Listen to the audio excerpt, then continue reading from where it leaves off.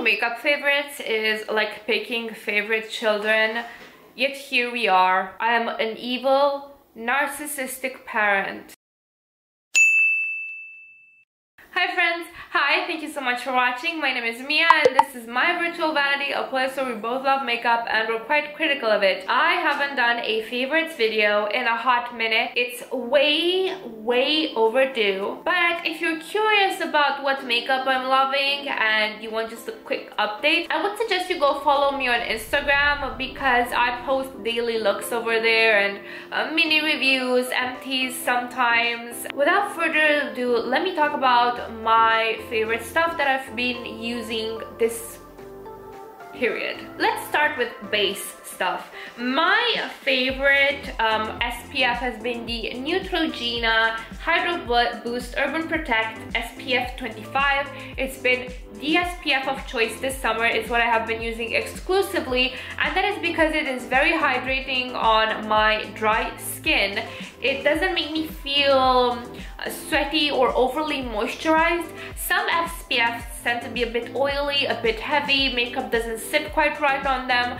I feel like I have found my SPF holy grail with this, and I'm very grateful for the day that our paths crossed and it looked me in the eyes and I looked it in the packaging and we knew we were made for each other. I've also been really loving the Lancaster Infinite Bronze Face Bronzing Liquid. Now this isn't a self-tanner, this is basically a tinted moisturizer thing that is very bronzy and you put it all over your face so it matches your tan. Point is, I have not self-tanned except twice and I still felt like I didn't need this. However, I found an alternate way to use it that I have been really loving, and that is like a liquid bronzer. What I do is that I take a dot of this and just here and blend, you know, another dot here and here. A little goes a long way and it gives me the most natural creamy bronze look. It doesn't look like I'm wearing product. Since this was made for all over the face, it just blends so beautifully and naturally. Like, I don't think I will ever need a cream bronzer. I don't think I will ever be able to finish this. I love it. This is a recent favorite. This is the Bare Minerals Tinted Hydrating Gel Cream Complexion Rescue. My shade is an opal. I have mourned the fact that I couldn't find my shade anymore in the water blend in stores, and it always seemed to be sold out online. I had been returning to work slowly but steadily, working in office I mean. I really wanted something that was light and imperceptible because I'm a low coverage bitch in my daily life. I'm one of those no makeup base type of girls, and then I just splurge some color on my face and just ruin the whole effect, but whatever. This is imperceptible, flawless. It's so light coverage, it blends in immediately. It's not streaky like other tinted moisturizers that I've tried are. It's a perfect match and it looks so beautiful, fades away so beautiful. Now if you want any type of coverage, this is not for you. This is just a veil of color, a hint, just something a bit more perfected about your face than it was before, but you really can't tell why. I love it. Holy grail product. Oh, speaking of bronzers, I've been really loving Nabla Dune in their Skin Glazing collection. You would look at this and say, isn't this kind of dark for your uncooked chicken skin tone, Mia? I was also a bit scared when I saw it in the pan, I will admit. And I was also a bit scared when I swatched this. But this has such an impeccable formula that it can be built up so easily. I use it with a fluffy brush. I just swirl it around, tap, and then I gently caress my face with the brush. I don't go all in. This is such a beautiful, natural, neutral bronzy tone. Not too yellow, not too cool, not too warm, not too rosy, just absolutely perfect. And the fact that it's so easy to blend and so easy to build up, it's just very dummy proof. I love it. I've been really liking the MAC Double Gleam Highlight. This kind of goes well with everything, and I feel that it's a cult classic for a reason. It's a champagne gold, but it doesn't pull too icy, doesn't pull too champagne. It's in that Goldilocks area where it matches with every look I do, which for me is very important because I'm a crazy person that tries to match undertone to undertone and tone to tone, and if it doesn't match, it drives me absolutely bonkers the entire day. It's a very stupid, useless superpower, and I wish I didn't have it sometimes. But okay. Beautiful formula. This is not glittery, this is not shimmery, this is glowy, this is reflective. Beautiful formula, truly. Another beautiful formula is this Face Stockholm blush, and this is in Devoted. This is such a youthful, beautiful true pink on me. It's what I would imagine I would use if I were one of those minimal makeup type of people, because this is so flattering on me and it's just my cheeks but better. And the fact that it is pigmented but not too pigmented, blendable but not too sheer where it kind of disappears. It's luminous without being shimmery, without being duochromy. I think they've got like some Nordic witchcraft in this. Also from them is their Veil lipstick in Cranberry, which is a veil of color as the name suggests, and the person at the counter told me that this is one of their best sold products. This is a sheer red, and the more you apply it, the more of course the pigment appears.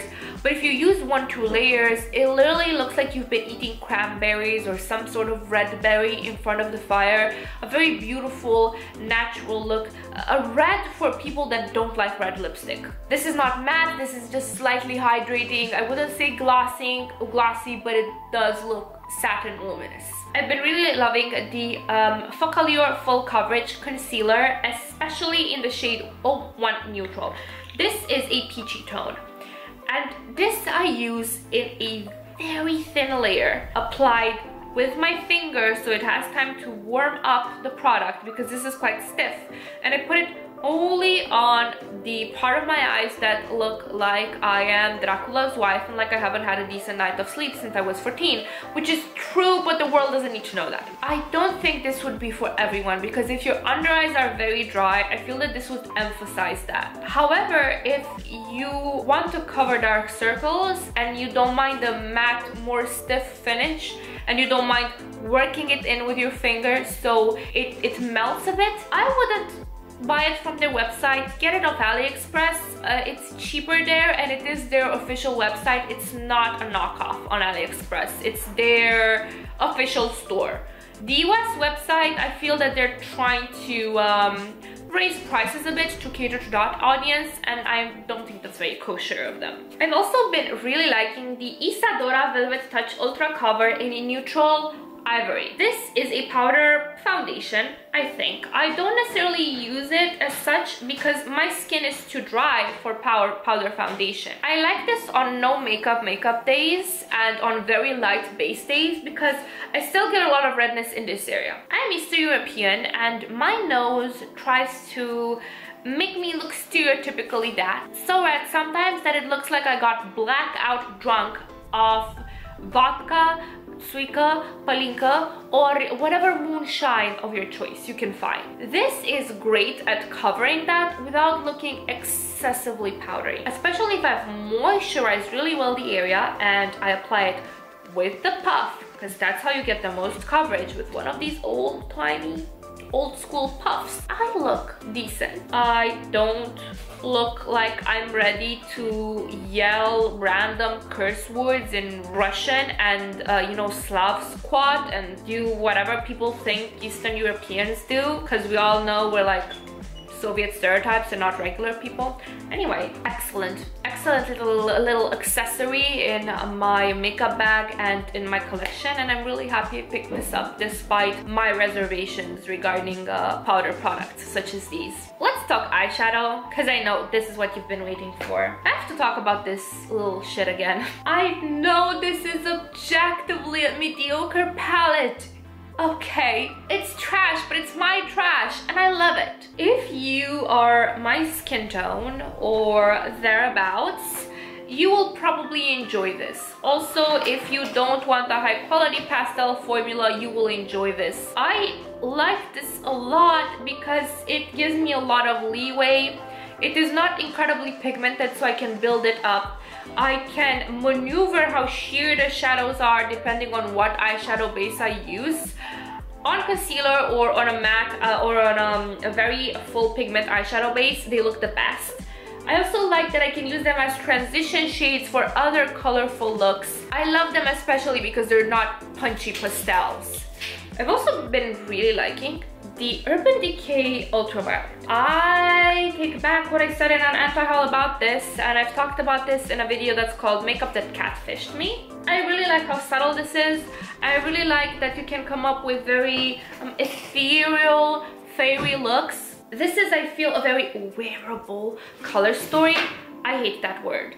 Wearable is what you like to wear.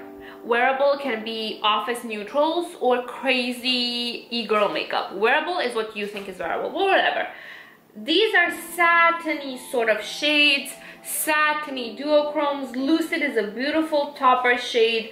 I feel that it's a beautiful, easy, fairy dust type of palette. I've been reading a lot of fairy romances, so I'm all over that aesthetic lately, more so than usual.